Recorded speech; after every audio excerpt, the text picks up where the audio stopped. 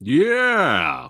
Oh yeah. Oh yeah. Oh yeah. What is going on? It's your boy President Fan Samurai Guy back again and hanging out with your boy in the movie Dojo. That's right, actor, martial artist, teacher, filmmaker, director, Len Kabasinski. Welcome back to the channel, brother. It's been a while. It has been a while. It's good to see you, my man. Always my pleasure when I'm on the show. So I appreciate you thinking of me, especially for this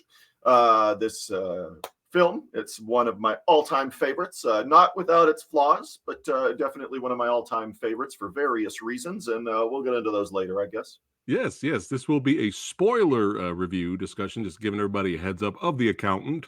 So, just a quick reminder that this will be spoiler discussion. We're going to talk about the good, the bad, and the ugly. Very, very, very little ugly here for The Accountant because I enjoyed it so much, brother. What?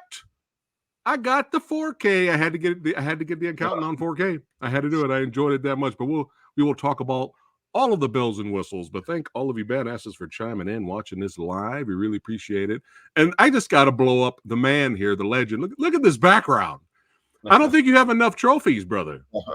This isn't all of them. It kind of it's cut. So, but yeah, they go that way a little bit long. Collection, not just mine. A ton of them are mine, but my family it just started competing about a year and a half ago as well. My daughter won a professional karate commission, a novice girls weapons championship last season. So there's some stuff going on. My significant other, she's going for it this year, and we'll see what happens, kind of thing. Look at that. Look at that. He's keeping it in the family. Everybody winning awards. Everybody's doing well. Yeah. That's awesome, man. Yeah, but before we get into it here, I gotta do the shout out. Gotta do the shout out. That's right. Big huge shout out to all of our awesome channel members and patrons. We gotta do the roll call. All right, Samurai Guy, shout out to, here we go. Let's do it. Red Eclipse Films, Adam Evans, Lone Wolf Ronan, Attila the Hun, MKF30, Heather Schrum, Tyler Schrum, Jay Skull, Gilbert Berger, Jake Hall, Damo, the Entertainment Headquarters, John Bonney, and the Sexy Sumo, CJ, Christian Mullins, Bo McCubbins, and the last shout out to Bella Sebastian. Thank you guys so much for continuing to supporting the channel and keeping us going and rocking and rolling and doing what we love to do. And what is that, Len? Talk about movies, awesome movies. That's right. And some bad ones, just for funsies once in a while. But me and Len have been wanting to talk about this movie forever. I mean, it was like way last year, maybe before that. Yeah. I had rotator cuff surgery 3 years ago, something like that. And you mentioned you have the 4K for this one, and it's one of the first 4K ones I bought, knowing I'd be laid up, especially for a few weeks after surgery there. And I thought, well, I mean, that's the first time I bought a 4K player, because I'm thinking, this is a fad. It's no big deal. It's not going to look a difference. I'm not going to notice a Blu-ray to 4K or that kind of thing. But no, there's a difference. I'm a believer. So one of the first ones I bought obviously was The Accountant. I think my first ones I bought were Jaws, the first one. Jaws, Jaws, Predator, Rambo, First Blood Part 2, and then The Accountant were the first few 4Ks I bought, actually. Yeah, Jaws looks insane. And that's good. That's what you would expect. That's a landmark achievement in filmmaking. You would hope they don't, diss that kind of movie and give it a shitty transfer or something. Right, exactly. That one looks pretty good. Predator has its moments where it's not the greatest 4K in the world, and then it has spots where it's like, oh, this is awesome. That one kind of dips and peaks a little bit, probably because they shot it on a couple different cameras and things. But it's glaringly noticeable on the Predator 4K. So if you're debating like buying the Predator 4K versus just the normal Blu-ray, you probably can spare some cash and just get the Blu-ray for it, to be honest. Copy that. But yeah, before we get into The Accountant here, just a quick reminder for everybody. This man knows his movies, his action, his martial arts. So make sure you guys catch Pact of Vengeance, baby. All right, thanks a lot. Yeah. Make sure you check this out. You can see it for free. It's on Tubi TV now. Of course, you can see it on my Patreon at patreon.com/KillerWolfFilms. That's the best way to support my works, not Amazon Prime, not Tubi, Yes. not any of that stuff. If you're interested in just supporting my works in general, from 20 years in indie filmmaking now, going back to Swamp Zombies 1 days 20 years ago, we're still here. We're still doing stuff, and hopefully you see a difference from the beginning to the present. And Pact of Vengeance is kind of the culmination of all that work from 20 years ago to now. I loved it, man. I really enjoyed it. It was so good. So make sure you guys check it out. Links are in the description box below, and make sure you support Len on Patreon. You get exclusives over there as well. So, all right. The Accountant came out in 2016, directed by Gavin O'Connor. He did the movie Warrior, which I'm a big fan of. I am in that. What's up? I am in that film. I went down to be an extra for, I think, 2 or 3 days on the set of the film Warrior. And Warrior, I can see, has a similar problem that The Accountant has, in my opinion. We can get to that. But I worked for him on the movie Warrior, and I've got wrestler friends that have worked for me many times that actually were on set for like 2 weeks down there on Warrior. Bud Crandall, Black Sheep, Bennett Cole, I think is his indie wrestling name. He's in it. You can see him talking on the red carpet in the scene for Warrior there. But they were looking for biker guys for Warrior, so I can look that part. I know what I'm doing around a motorcycle for the most part, and so I brought my bike down there and stuff like that. That's back when I was just driving a Suzuki M50. I didn't have like my custom chopper and all that stuff. I have Right. How cool is that? Now. That's awesome. But I went down for a few days. I was really cold, bored off my ass. It wasn't like a great experience, but a lot of extras, that's their life. They just travel around, and that's how they make their money, is on extras on various movie sets. But for me, I wanted to like go learn something, hang out. Yeah. And I didn't really do any of that. I just froze my ass off and made like $300. Not so much worth it, but I was on the movie set for a few days. How cool is that? That's awesome. Yeah. Pact of Vengeance, speaking of pro wrestlers, you got pro wrestlers in your film. Oh, yeah. I have Priscilla Diamante, an AEW wrestler there. I think she works a lot for Ring of Honor, but that's owned by AEW now. But I think she wrestles there a lot. Peter Avalon, same thing.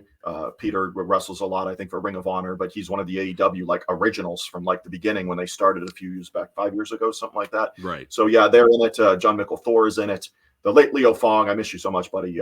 Leo Fong is in it, and I think people that are fans of Leo that watch Pact they won't be disappointed. Leo's not in like an office cameo stuck in a room. It's not the David Carradine cameo of the '90s where you're you're on set for an hour and then you're gone. But no, Leo's pretty much in the whole movie. So, I worked with the wrestlers. They were great. Diamante is maybe the best person at picking up fight choreography that I've ever worked with. I mean, I showed her once and boom, boom, boom, boom, boom, boom, boom. She just did it. And it was amazing. But all those guys and girls are they're all athletic. They're all great athletes and stuff. But in terms of like memorization and body movement and choreography and stuff like that, they should know it. I mean, with wrestling matches, but some matches aren't always choreographed ahead of time. Some people are still, they call it when they're in the ring kind of. Right. Yeah, for sure. But these guys, Peter and Diamante, were great. Yeah, they were. They were great in the movie, for sure. But let's get to the plot synopsis.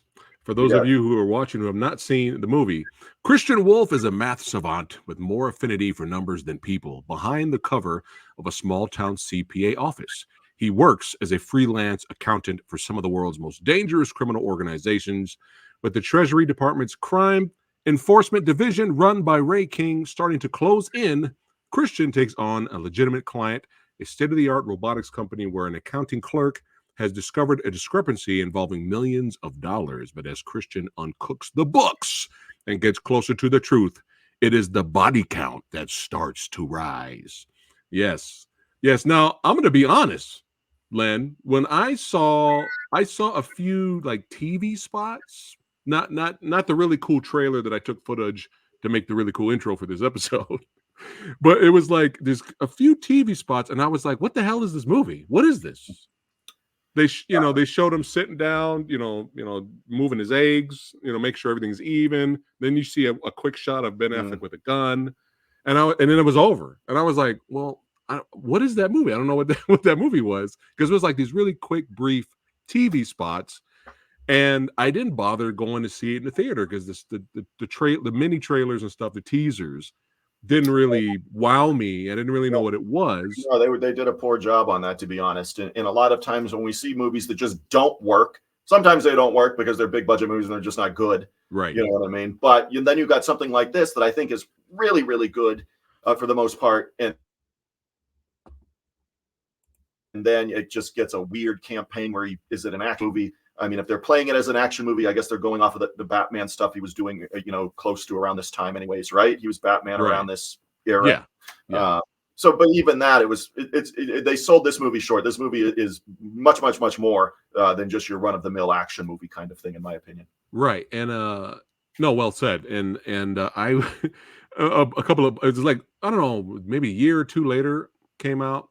I mean, passed, and then a couple of buddies of mine was like, "Hey, did you see The Accountant?" I was like, "What was that movie?" Like, I was like, "What the hell was The Accountant?"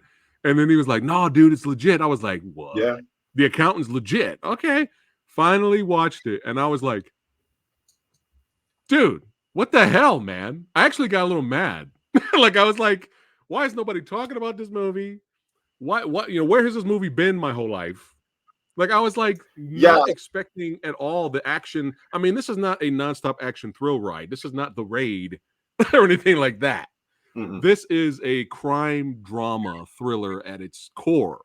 Yeah. But when you get the action, it's very surprisingly well done. And I wasn't expecting to get as much action as we actually got.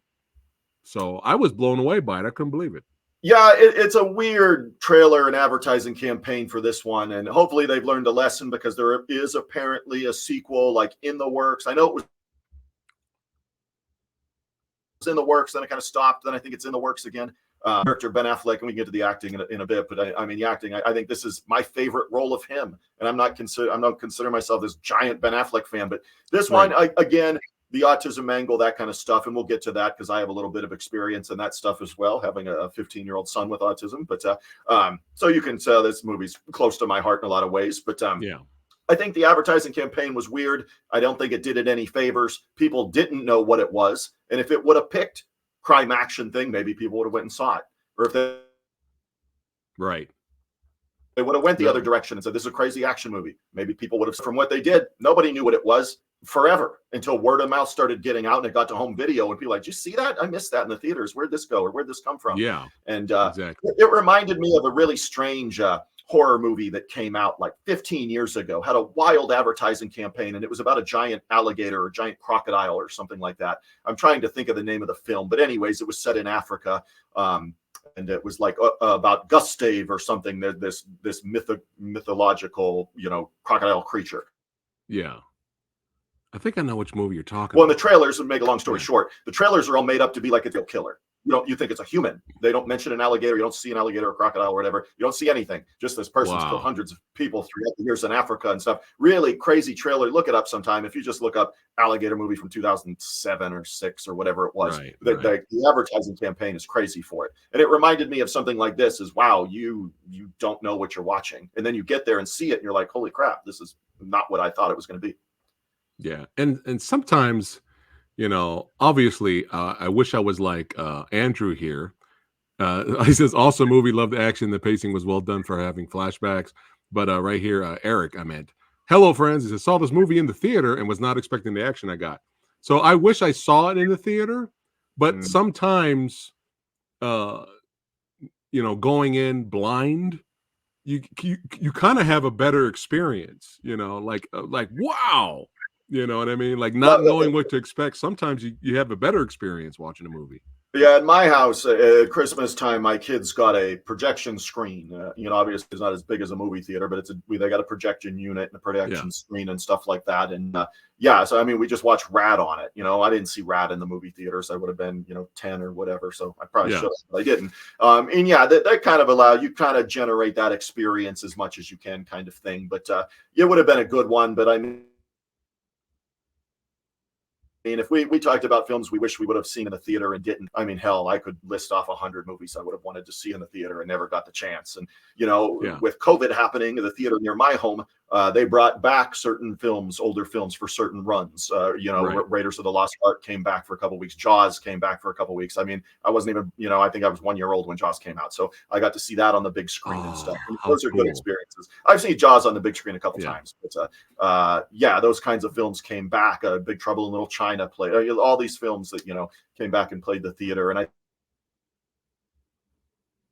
think if COVID didn't happen, I mean, that wouldn't have happened and films would have just kept going. And I don't know if we see the boom and like Netflix produced films and Amazon Prime produced films and all those kinds of things. We would have just kept going with stuff that went to the theater. And now that seems to be a secondary thought to getting stuff produced and going right to Netflix and Amazon. And even Tubi's kind of the direct to video line of we're producing films kind of thing. Yeah, no, well said, well said. We got Jake Hall watching and saying hello. What's going on, Jake?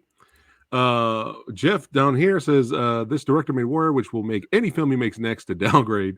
But The Accountant is one of the finest crime action movies from Hollywood in recent memory. Look at that. Look at that. You know, the more we talk about this movie, the more I'm getting messages. I actually got messages earlier today and yesterday since I posted that we were going to talk about this, and people were hitting me up like, "Oh, fuck yeah, it's underrated, man." They're like, "Yeah, man." They're like, everyone's agreeing, which is pretty cool. It's nice to know that we're not alone. I think it's got a little bit for everybody. Like I said, those that want a more dramatic film, that's obviously there. Right. The action that you do get, there's really some really nifty fight choreography. I love the scene on the pickup truck where he's fighting the one assassin, I guess, if you will, that's come after him on a farm and stuff. He takes his belt off and does some stuff. I mean, it's very, there it is, very slickly done. Yeah, I love all this stuff. He ties them up with it and chokes them with it and does all that kind of stuff. And you know, in this too, you can kind of see Ben's. He's probably doing a lot of his own stuff. So and you know, it's kind of, we've been in that era for a long time now, where the audience just doesn't accept actors not doing a lot of their own stunts anymore. Right. Yeah, I mean, this is what buried somebody like Steven Seagal when he went to the Dojo land. I mean, he got really, you know, fat, out of shape. Yeah. You know, and then you can clearly see when he's doubled and not on set. And I mean, some of that is he's going direct to video. He probably doesn't care anymore. But in these kinds of films, when you're going to the theater and you're still out there in kind of the limelight, the audience isn't going to accept, you know, Ben morph into a 160-pound, 5'10" man in his fight scenes. Kind of thing. So, yeah. Not everyone could be Sammo Hung, you know. He still move for his age and his right. size. Yeah, he's amazing. But no, I agree with you. I'm gonna come out here and say it. I think this is probably the best we've ever seen Ben in terms of fight choreography and action. I think this is the best he's been. I don't know if he's been better than this. Have you seen him in any other action movies where he was better than, like, convincing? No, not as like him. I mean, in Batman, we mentioned doubling and stuff like that. Right. And I'm not a big comic book person, to be honest. Yeah, I know. You know, when Iron Fist was one of my favorite comic characters, and when Netflix did it, I was like, oh man, this is awful. But you know, I just shake my fucking horrible. Yeah. Iron Fist. There was an Iron Fist terrible. show. I don't know what you're talking about. I don't know what you're talking about. about. If I'm going to do comic stuff. So, you know, if I'm going to talk about comic stuff, my comic book world probably ends with, you know, Dolph Lundgren and the Punisher in the 80s, the Incredible Hulk with Bill Bixby and Lou Ferrigno and stuff like that. So, yeah, although people keep telling me see the Master of Kung Fu Marvel movie from a couple years ago, but I didn't see that either. So I've kind of given up. You'll like parts of it. Yeah. You'll like parts of it. But going back to you'll enjoy the first half. The second half, I don't know how you'll feel about the second half, but you'll like the first half. So Shang-Chi, but yeah, go back to Ben. Yeah, this is easily my favorite movie with him in it. I mean, it's not even close. But again, I think the story of this film is what really draws in someone like me. So yeah, I love action films and martial art films and all that kind of stuff. But I think the story is really good. We haven't even got to his brother, the character yet, how they kind of grow up together, kind of thing. There's a lot of like good storytelling here. Mm-hmm. The parts I don't like is really, we'll get to it, but it's really just the very ending kind of thing. And I think that was weak in Warrior as well, kind of thing. Okay. All right, cool. Let me get to hear. I get to hear your thoughts on that. But yeah, go ahead and talk about a little bit of the story, how it begins, Len.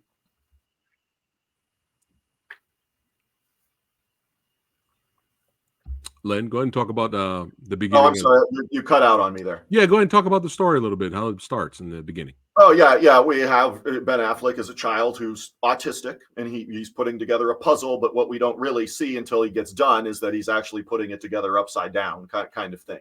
So I love the tie-in. We're just going to get to the spoilers because you really can't talk about it without getting it Yeah, out there. But a young girl helps her who also is a nonverbal autistic, but can communicate through a communicator, but can't do an eye and things. So she gives him his puzzle piece. He completes the puzzle, and later do we see in the film this is somebody that stayed his friend throughout the years and things like that, and helps him in yeah, his accounting business kind of thing. But that's really how it starts. And right off the bat, we see that he's not a typical child off the bat in the film and stuff. And I think they portray autism really, really well here. He borderlines on potentially violent. You can have an autistic child that does have violent episodes and things like that, so you don't go in that direction because it does show him freaking out a little bit at times and things like that. And then you have some that are more like just really, really brilliant. And then Ben Affleck's character here in this film, which I love to death, he's a bit of both. yeah, He can get serious and physical when he needs to, but yet has his mind about him that he's this brilliant, mathematician. Like all of his characters and aliases in the film are not characters, but his aliases are all like famous mathematicians in this movie. So it's really, really, really well put together. But yeah, the beginning of the film, I think, establishes right off the bat his brother's there, who seems very, very skeptical. yeah, His dad is your classic military type who doesn't seem like a bad guy or anything like that. His parents separate when they're little. Both kids are little. I love Bernthal. Is that how you say his last name? yeah. Bernthal's child character is flipping off his mom. Yeah. So you could tell there's going to be a bond between Yeah. these characters that is going to go throughout the film. And I think that's it makes for a special movie in my opinion. Yeah. No, very well said. And he ends up having his son. He wants to prepare his sons, so he Right. has them starts training under several different specialists. One of them we get to see played by shout out to Ron Yuan. Mm-hmm. He was one of the specialists that was teaching him the martial arts and stuff. And he wants, the dad is concerned and wants to make sure his sons can protect themselves. What did you think about this scene right here? No, this is one of my favorites in the film because he sends it, Ben Affleck out there, his character out there, to basically get beat up or accosted at minimum by these, punks, I guess you could say, for lack of a better term. So Yeah, while they were already bullying him, I believe, and so this is kind of like payback. payback thing there, and then what we have though is he gets out there. He still seems Ben Affleck's character is really not totally getting everything just yet in this scene. So they get the upper hand. And I mean, it's a volume situation there. Right. 1-on-1, small problem. 5-to-1, too big a problem kind of thing. And but then his equalizer brother jumps in and go. And that's I love that. I like that. It's like a family aspect that gets drawn into the film. And then, when his dad passes away later in the film, you're like, oh man, these kids have it rough. kind of thing. And you're right. The dad was trying to prepare them. It's not a sensory friendly planet all the time with everything we get assaulted with in major cities, for example, and all those kinds of things. I couldn't imagine somebody not trained or having some autism services early in their life and then going to New York City or something like that. I couldn't imagine. Right. But yeah, my son was diagnosed when he was like 18 months old, and he doesn't have any, episodes or anything like that. He trains in martial arts, he talks and things like that. So, but he's 15. We don't know, he could be a rocket scientist for all I know. I mean, he can take apart engines and stuff like that. Or I take care of him the rest of my life, and, giving my life to somebody else isn't wasting my life. So, we just have to figure out where it is. But I think that reminds me of where Ben Affleck's character is in this very scene that you have the still up for there. We don't know what's going to really happen with him at that point. Right. And his dad even tells him, he's like, it's your choice. You either want to play the victim or make a decision. Right. You And he know, made a decision. yeah, he made a decision. Yeah, and his brother backed him up. His brother picked him up. Right. Right. Go. Great scene. Oh man, but you gotta love old Commissioner Gordon here. You gotta love J.K. Simmons, and talk about both of their characters here. JK, I think if there's a villain in the film besides the main villains, I'm not super sure he's a real good guy in this whole thing, to be honest. He kind of blackmails the female agent, if you will, to kind of figure out something that he couldn't figure out. So, that's a do as I say, not as I can do kind of thing, because he wasn't going to figure out who the accountant Right. was. He's dying to know who he is, but I'll blackmail a young agent in Dirton and make her do it. So I don't know how good guy material that is. But anyways, that's the situation there. He's a retiring agent. He's got a young up and coming that is comfortable in her spot. I think she even says that in the film. I like where I'm at, kind of thing. And the guy's questioning why isn't she doing more, and he kind of blackmails her into doing more. Yeah. So now what he would have done when push came to shove, we don't really know. But he doesn't come across as a super good guy. He could have been bluffing, but yeah. But yeah, it could have been, and we see it early. We would hope that he was bluffing, because early in the film we see the accountant essentially spare his life. Are you particular? Right. Are you a good agent? He's like, not particularly. He's like, are you a dad? And he's like, yeah, I think I'm a good dad, kind of thing. And he spares him there. So hopefully those kind of. It's funny how so many people, what have you done for me lately? And you forget. But hopefully JK's character wouldn't have forgot that moment. He could have totally shot him in the back of the head. Yeah, this was a great scene. I think a great flashback. When they finally realize who he is, they go to his house, and I love how when they find the abandoned house, and then they're like, well, "Look at this open space. Anybody could just come up." And then they find this, and then they find the Gatling gun. They're like, "Oh shit! Okay, he's prepared. If anybody just comes up there, the Ed 209 arm in his house." Yeah. But yeah, great scene. You get a little bit more backstory about Mary Beth.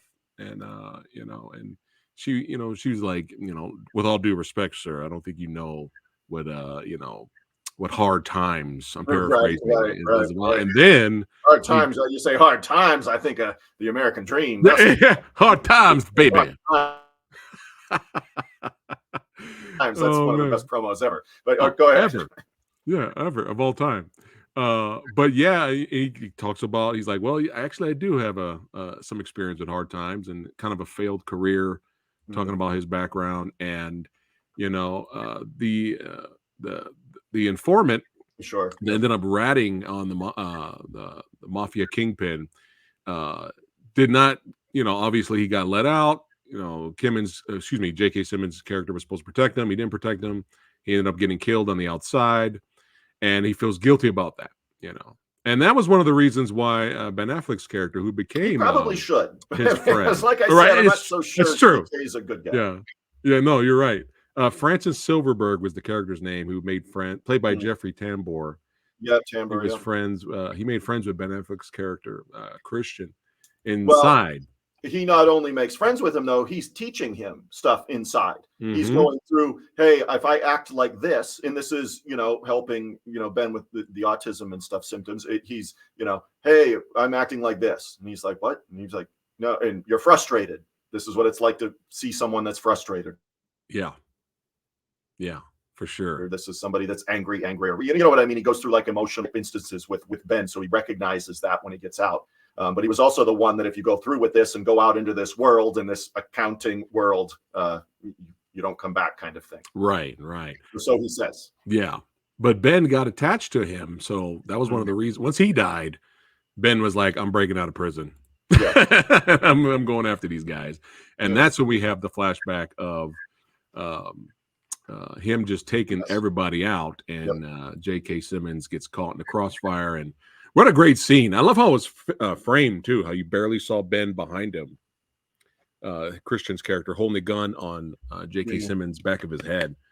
And just like you said, he goes, what do you do? He's like, I'm a horrible, what is it? I'm a horrible treasury agent. He's kind of a shitty friend. That's Tambor's character. But yeah, it's this film, I think, does, in fact, I'd have to really think of something, and I don't mean something like Memento, because that's really not done in flashbacks. They're just telling it backwards, kind of thing. Right. But this movie, I think, uses flashbacks super effectively. I think Yes. there's some of the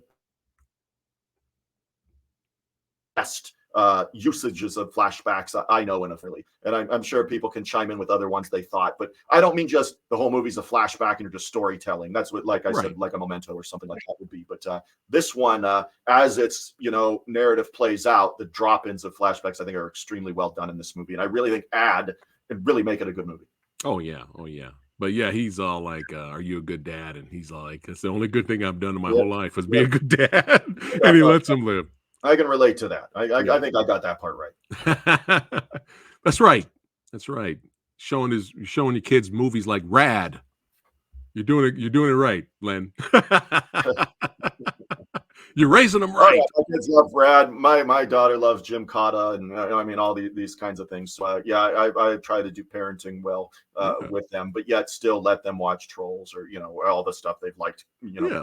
kind of thing. They just watched the Disney one that came out last month, Wish or something like that. So Oh. yeah, I sit and watch those movies with them too. But sometimes they sit with Dad and watch Jim Cotta or that kind of stuff. You got to sneak it. You got to sneak that Jim Cotta in somewhere. The Octagon. Let's get all those cool movies in there.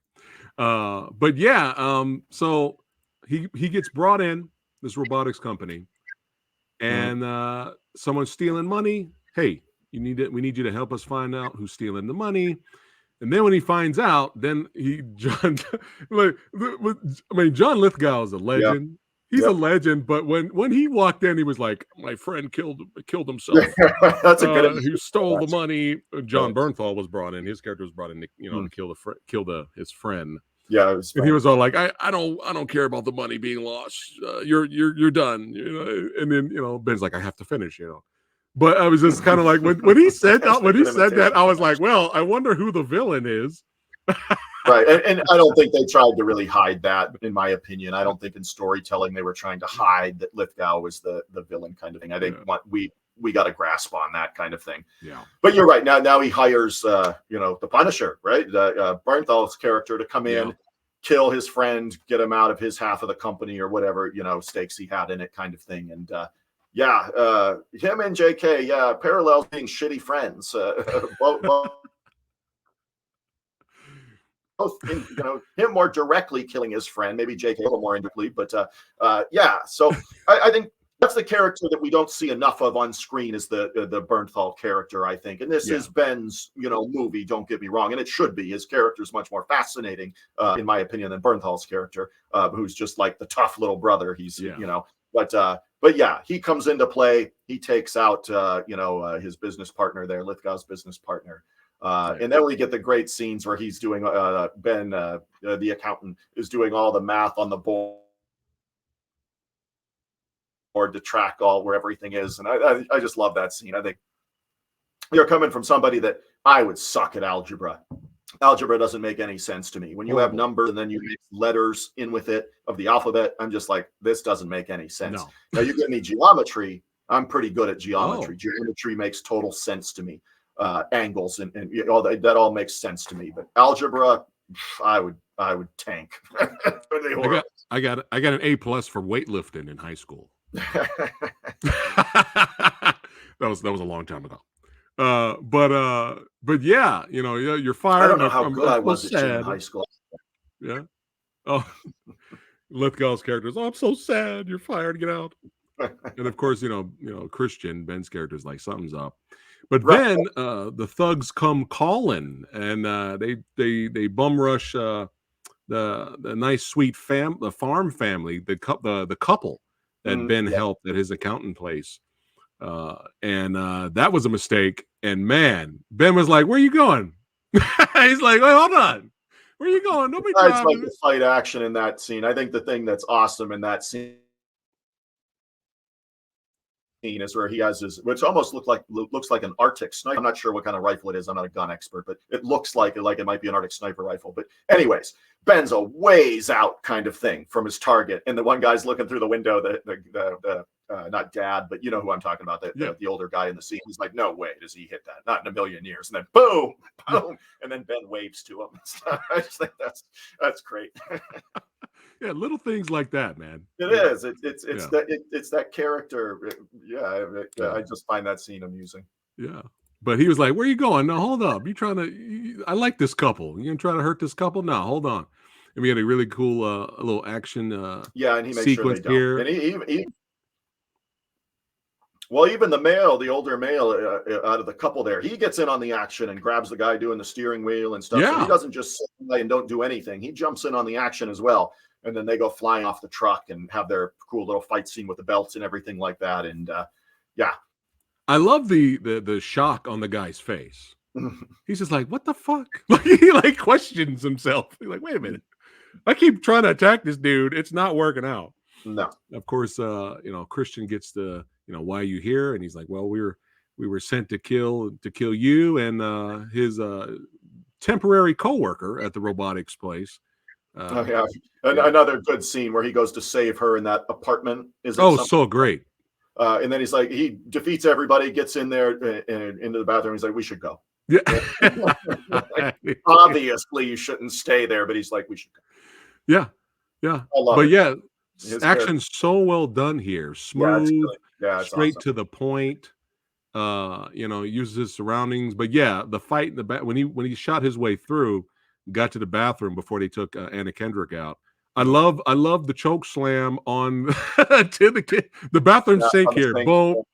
That's it. Yeah. Done. That's it. We You're should go. done. That's it. And I love if you really watch Ben throughout these fight scenes when it's really him doing it, he Yeah. doesn't show emotion. Yeah, and that's he stayed in character the whole time. I'd be Yeah. very, very curious if during filming he was like that, because a lot of actors do that. They don't leave their character kind of thing. Yeah. I always go back to Dolph Lundgren, The Punisher, but on that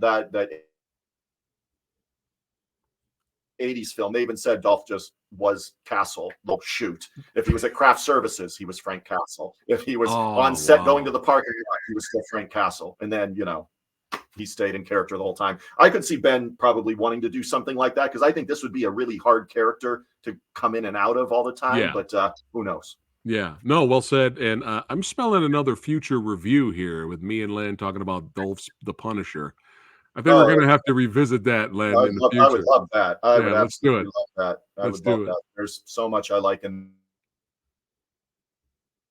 that Oh, movie. yeah. That movie gets a bad rap as being like a bad B movie, but because they don't have the skull on him. So okay, fine. It Yeah. doesn't look like a Hot Topic t-shirt guy running around. He's dressed in leather. He's a biker that lives in a sewer. You're not gonna wear t-shirts. You're gonna wear durable clothing like black leather motorcycle stuff and all that. But that's a different conversation. Yeah. But I love it. Future review coming. Absolutely. But yeah. 110%.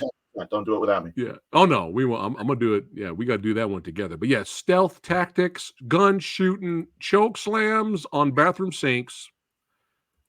Just really, really well done. Even when he gets hit too, he doesn't blank. For the most part, even when he gets hit, he doesn't break character. But he rescues Anna Kendrick. I love how she wasn't supposed to be wandering in his little trailer here, but she stumbles across all of this candy, and she's like, "Who are you, man? Like, what the hell is going on?" Right. And clearly he's got cash in other places, as we see that he has action comic books and things like that. I And, saw that. Yeah. we mentioned the paintings, he mentions the paintings and things like that. But yeah, so there's the way he can get his capital, who he goes through his friend at the beginning of the movie to say, hey, move the Monet painting or move action comic books, go sell this kind of stuff. It's pretty cool how they tied all that kind of stuff together, and it makes sense. And then we get into right from there, we get into the final, act of the movie, really. Yeah. And yeah. He gets her to safety. And I love how, of course, when he's communicating with what you think is a British woman. Right. Yeah. But I love how she's like, well, what are you going to do now? And he goes, wait, hold on. He goes, let me find it. He goes, I'm going to shoot them in the head. That's it. Yep. That's it. We'll shoot him in the head. It's so good. But yeah. But then we get, we got to, not to spawn, but we're in the final. Yep. I love this scene too, where John's character's just walking and he senses Christian behind him and he just turns and shoots, and that's it. It's great. But yeah, I did want a little bit more John, because he's so good. John's a scene stealer sometimes. in TV shows and movies. He's really good actor. And But again, yeah, not particularly maybe good guy in this movie or not, but I'm sure they play him as a protagonist in this one. But again, these guys, there probably are no real good guys kind of thing. yeah. I like movies like that. I like where But it's I think you want more of him. I think he's an interesting character. But when you look at this film as a whole, where are you going to put it? I mean, you're going to have a 3-hour runtime film, and then I think you're going backwards there from what this movie really is, because I think the pacing is pretty good. It's never boring, that kind of thing, the way it is. We want to stretch it out, putting in more filler and stuff like that. I mean, I don't think we need Bernthal's character defined, as an adult kind of thing. We know what he's been doing. In the first scene, he comes in as an enforcer or a hitman type by Lithgow. So we know what he's been. Yeah, for sure. But yeah, I think if anything, get the teenage years or the more kind of stuff. Yes. Well said. And now we get to the action-packed finale. Again, I was not expecting all of this action when I was watching this movie at all. And John's group is we're protecting John Lithgow. I love how he says, "I told you to leave the country." Right. And then John's like, "But he's just an accountant." Right. My advice to you was leave the country. No, you didn't want to do that. And, but yeah, guns a-blazing, so good. There we are where they are. And even when Lithgow dies in the film, it's not going to be a fight there kind of thing. Lithgow's not going to go at these guys. So he just turns and shoots them. So. That was so funny. Oh my God. I mean, what do you do? You're not going to have a fight scene or something like that with Lithgow, or even a gun scene. I mean, he'd get annihilated by these two pros. I mean, it would be kind of silly, you know what I mean? So I think they dealt with that pretty good. And then the brothers have their heartfelt conversation with one another where, little brother still kind of plays little brother, where Ben's like, you've made improvements. Or, Ben, or, Christian, I'm considered a fairly dangerous man myself. And he's like, well, so I think there's some cute dialogue and stuff like that in there. And of course, Affleck wraps up with a classic line with his brother. How will I find you a week from now? You won't. I'll find you. I'll find you. And off he goes.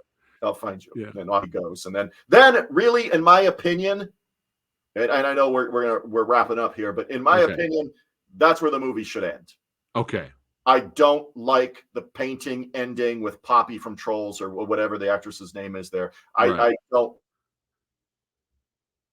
like that ending at all. We don't need the sappy ending. If any end with him and his brother, the relationship everybody should care about in the film. End it there, and then you have him drive away in his Airstream or whatever. He can drive away. That's your end of the film. He's on the highway driving away. He's Kane and Kung Fu. He's Bill Bixby in The Incredible Hulk. Yeah, he's driving away at the end. You can have his friend communicate with him. That I think needs to go in there, but you can sneak that into the end, where it turns out to be the girl from the beginning help him. Keep that, but the painting stuff with Poppy, it doesn't need to be there. I'm sorry. It just you could have taken that out for sure. For sure. That's the only part I really, really, really don't like in this film. That's it. We need the LEN Kabasinski director's cut. the edit. I was just putting that part out. but yeah, before we wrap it up, again, great action at the end and some really great unexpected fight choreography moments, and we had some ground grappling and just some submissions. I mean, I don't know, Len, me and you have seen billions of action movies and martial arts movies. Do you remember any other action movie where the guy is putting the other guy in kind of like on almost like triangle choke attempt, and then using the flash bomb grenade, killing him while holding him in the triangle choke position? I don't think I've seen that anywhere else. That's probably not been done, but I think some grappling out of nowhere kind of stuff where you don't expect to see it. And obviously this director, having done Warrior, has been around, that kind of community, that MMA style or Brazilian Jiu-Jitsu style of, fighting and stuff. So he's been around it. That's not too surprising, but that's pretty original. He does it. It's like in the final fight scene in Lethal Weapon with Mr. Joshua and Mel Gibson, where Mel Gibson is a police officer, and all of a sudden he pulls out triangle chokes and stuff like that on the front lawn of Danny's house or wherever it was. And it's like, where did he learn this from? You don't learn this on the police, but anyways, yeah. But yeah, phenomenal movie. You know, once John realizes who is, he's like, "Oh shit, that's my brother. I haven't seen it 10 years." Like you said, very heartfelt moments Yeah, it's a good.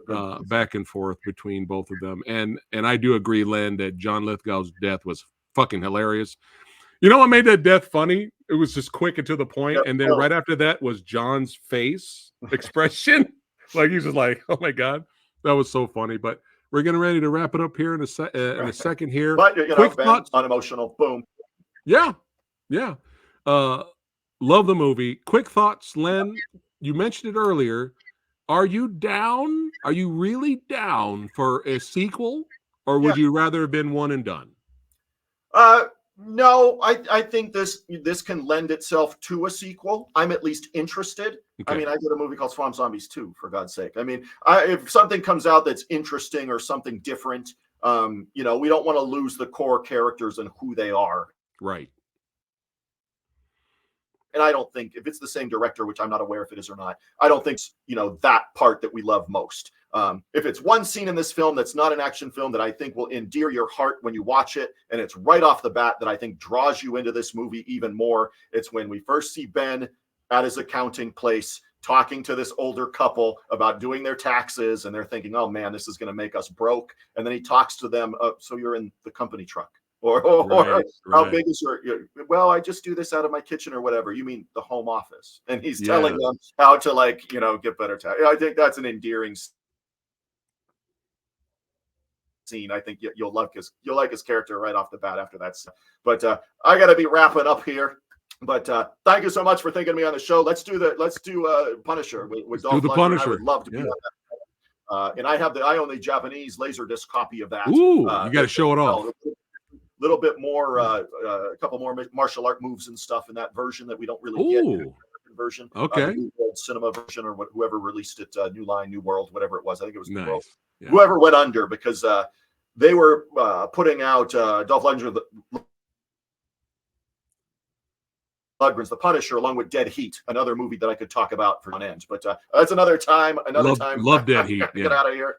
Well, thank you so much for being here, Len. You know, it's your second home, the dojo. All you badasses watching, don't forget, click on the links on the description box below. Follow Len on his filmmaking journey. Check out Pact of Vengeance, baby.